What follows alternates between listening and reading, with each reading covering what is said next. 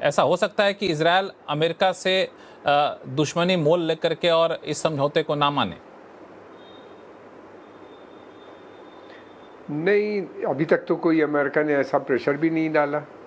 Pressure के मतलब ये है, अगर अमेरिका बंद करता है उनका इंटेलिजेंस कोऑपरेशन या उनको मिलिट्री सप्लाईज, अम्यूनिशन सप्लाई ख़ास तौर से, फिर उसके अलावा ये भी है कि जो उनको फंडिंग बंद करता है, तब तो मैं समझता हूँ कि कोई सीरियस मसला होगा। अदरवाइज़ अगर ये सब जारी रहेगा, उनको और यूरोपियन यूनियन भी सपोर्ट करती रहेगी इज़राइल को, तो इज़राइल कुछ भी कर सकता है।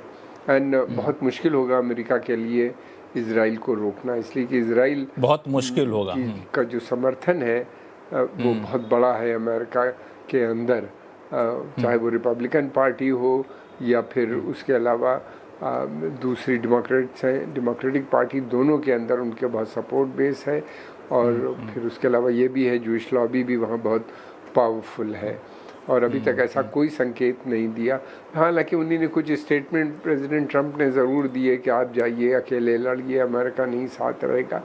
वो सब पब्लिक कंजम्पशन के लिए मैं समझता हूँ, इससे ज़्यादा पब्लिक कंजम्पशन के लिए कोई ऐसा ठोस ऐसा कोई संकेत नहीं दिया है। डॉक्टर भरत बरई हमारे साथ जुड़े हुए हैं, जो कि शिकागो से जुड़े हुए हैं।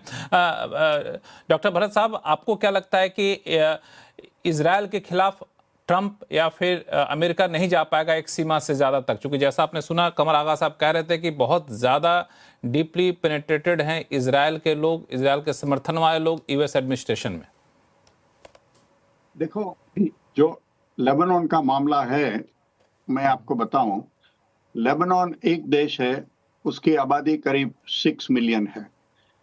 उसमें से 2 मिलियन शिया हैं जो ईरान के साथ हैं और हज़बुल्लाह का बैकबोन है, लेकिन 2 मिलियन सुन्नी मुस्लिम है और 2 मिलियन मैरोनाइट क्रिश्चियन है।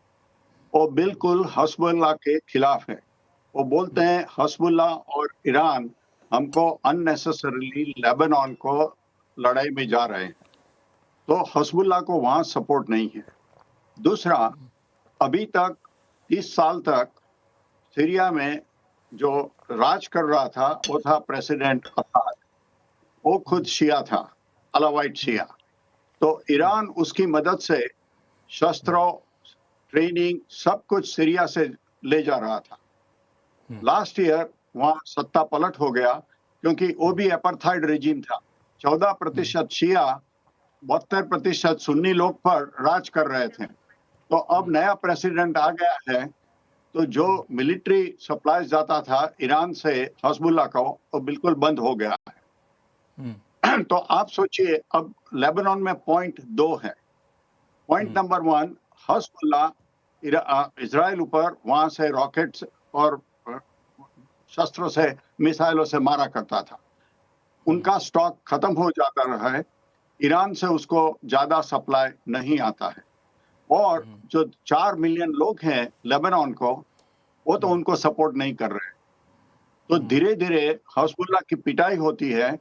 वहां के प्रमुख जोसेफ आउन ने बोला है हज़बुल्लाह बंद कर दे, सब अपने शस्त्र लेबनान की आर्मी को दे दें। हज़बुल्लाह ने 20 साल से नहीं दिया है।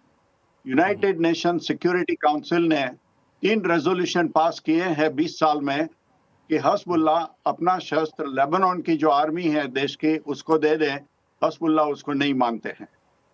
तो अब क्या है, उनकी पिटाई हो रही है, तो उसके प्रमुख और सुन्नी मुस्लिम, वो तो बोलता है ठीक हुआ, किसी को नहीं सुनते थे, let Israel beat them up.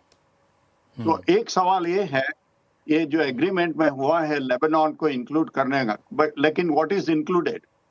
हाँ, अगर हज़बुल्लाह अपने रॉकेट फायर नहीं करेंगे इजराइल पर, तो फिर कोई है नहीं। तो हज़बुल्लाह क्या करेंगे वो कुछ नहीं लिखा है। वन वे सीज फायर तो नहीं हो सकता है कि इजराइल कुछ ना करे, लेकिन हज़बुल्लाह उसके पर रॉकेट डाले, उसके पर मिसाइल डाले। बिल्कुल। दूसरा मुद्दा ये है कि इजराइल अभी तक उसके ट्रूप्स सदर्न लेबनान में लिटानी रिवर तक पहुंच गए हैं, जो करीब 19 किलोमीटर है ऊपर से। तो इजराइल उसको बफर जोन बनाना चाहता है। थोड़े उसके सोल्जर उसके आगे है जोरानी रिवर नदी, वहां भी पहुंच गए। तो इसमें क्या, ये एग्रीमेंट में कुछ नहीं लिखा है कि इजराइल विल विड्रॉ। तो अब देखते हैं, इजराइल बोलेगा जो देश की आप बात कर रहे हैं लेबनान की, उसके सरकार को आपने शामिल नहीं किया एग्रीमेंट में। दूसरा जो इजराइल है उसकी सरकार को आपने नहीं बुलाया, और अब आप बोलते हैं कि नहीं इजराइल ऐसा करेगा, लेबनान ऐसा करेगा। तो ये बिल्कुल ट्रम्प साहब ने बराबर नहीं किया।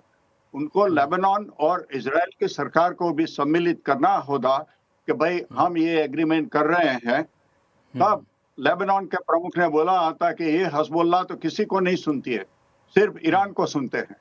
तो अगर ईरान एग्रीमेंट नहीं करेगा कि हम हजबुल्लाह को कंट्रोल करेंगे, हजबुल्लाह को बोलेंगे कि आप इजराइल ऊपर अटैक ना करो, तो फिर क्या होगा? तो ये बड़ा एग्रीमेंट का ड्रॉबैक है कि इजराइल और लेबनान, उसकी सरकार तो उसमें शामिल ही नहीं।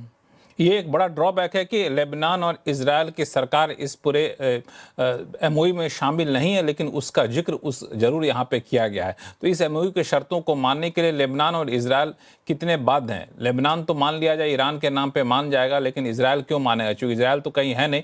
लेकिन इसमें प्रोफेसर स्वर्ण सिंह साहब, आपने पहले पैरा में देखा होगा, इसमें एक चीज़ और लिखा हुआ था कि यूएस और यूएस के जो साथी लोग हैं इस युद्ध में, जाहिर तौर पर इजराइल का नाम नहीं लिखा था, लेकिन इस युद्ध में यूएस के साथी के तौर पर जब कहा गया तो इजराइल ही आता है।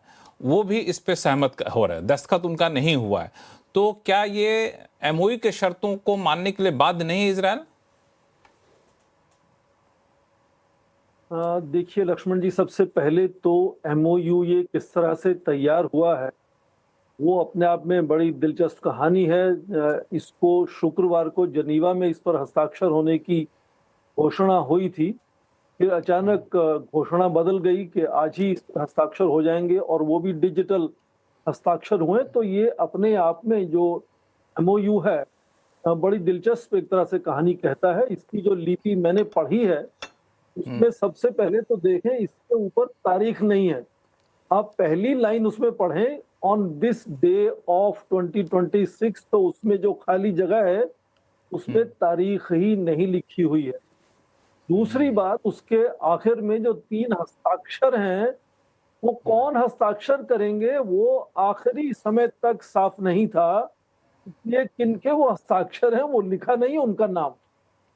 और तीसरी बात जो आपने कहा कि पहले पैराग्राफ में ही लेबनान में उन्होंने कहा कि युद्ध विराम होगा, तो उदाहरण के लिए आपके श्रोताओं के लिए मान लीजिए भारत और पाकिस्तान कोई एमओयू साइन करें जिसमें लिख दें कि नेपाल और भूटान आपस में युद्ध विराम करेंगे, जबकि उनके हस्ताक्षर ना हो इसमें। जैसे कहा कि लेबनान के हस्ताक्षर नहीं है, हिजबुल्लाह के हस्ताक्षर नहीं है, इजराइल के हस्ताक्षर नहीं है। इजराइल की सेना 20 किलोमीटर अंदर तक दक्षिण लेबनान में पूरी तरह से तैनात है आज। तो ये अपने आप में थोड़ा तो अटपटा लगता है। उसके साथ साथ उन्होंने ये घोषणा की कि $300 बिलियन का एक तरह से रिकंस्ट्रक्शन में निवेश होगा। उसमें भी साथी देशों का जिक्र किया। वो कौन है साथी देश? क्या उन्होंने इस बात को माना है? क्या वो हस्ताक्षर करने को तैयार थे या नहीं थे? ठीक उसी तरह से उन्होंने कहा कि जब बातचीत इनकी आगे बढ़ेगी तो ईरान के ऊपर जो भी सैंक्शंस हैं, वो चाहे अमेरिका की प्राइमरी सेकेंडरी सैंक्शंस हो या फिर यूनाइटेड नेशन सिक्योरिटी काउंसिल की सैंक्शंस हो, वो हटा ली जाएंगी। अब ये क्या, ये हमें बताता है कि जिन पे जो हस्ताक्षर हैं, यूएन सिक्योरिटी काउंसिल उनके अंडर काम करती है कि जो वो कहेंगे वही वो मान लेंगे।